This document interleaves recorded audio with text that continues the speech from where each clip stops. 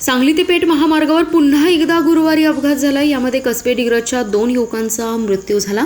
महामार्ग झाल्यापासून आजपर्यंत येथे जवळपास 40 अपघात झाले असून अनेकांचा बळी गेलाय। वारंवार मागणी करूनही प्रशासन आंधळ्याचं सोंग घेतंय। त्यामुळे सर्व कसबे डिग्रज ग्रामस्थांनी एकत्र येत सायंकाळी अचानक रास्ता रोको आंदोलन केलं।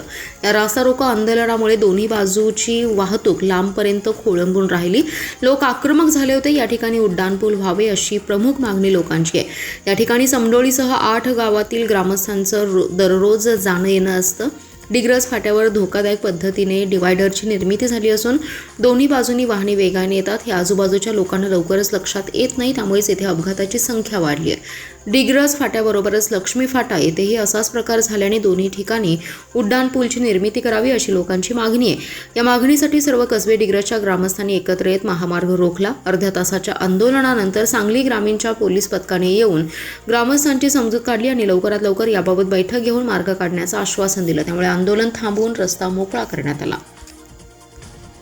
काल आमच्या कसबे डिग्रज फाट्यावर आमच्या राजमाता जिजाऊ कमानीपाशी आमच्या गावातील 2 तरुण सहकारी या आमच्या कसबे डिग्रज गावाच्या पेठ सांगली हद्दीच्या या रस्त्यावर गतिरोध नसल्यामुळे एका महिलेने आमच्या तरुण 2 पोरांना उडवलं आणि त्यांचा दुर्दैवी अंत झाला। आणि ही गोष्ट अतिशय आमच्या गावाला खेदजनक आहे आणि आमच्या गावा ह्या 2 कालपासून खूप मोठ्या दुःखात आहे। आणि आमच्या या कसबे डिग्रज गावाच्या फाट्यावर गतिरोध व्हावा आणि बाकीच्या लाईटची व्यवस्था व्हावी यासाठी आम्ही या ठिकाणी रस्ता रोको करत आहोत। नमस्कार। काल रात्री कसबे डिग्रज कमानीपाशी आमच्या कसबे डिग्रजचे 2 युवक दोन तरुण दोन्हींचं वय 25 वर्ष असताना तिने अजून आपलं आयुष्य पूर्णपणे न बघताना सुद्धा काल त्यांचं दुर्दैवीपणे ॲक्सिडेंट झालेला आहे।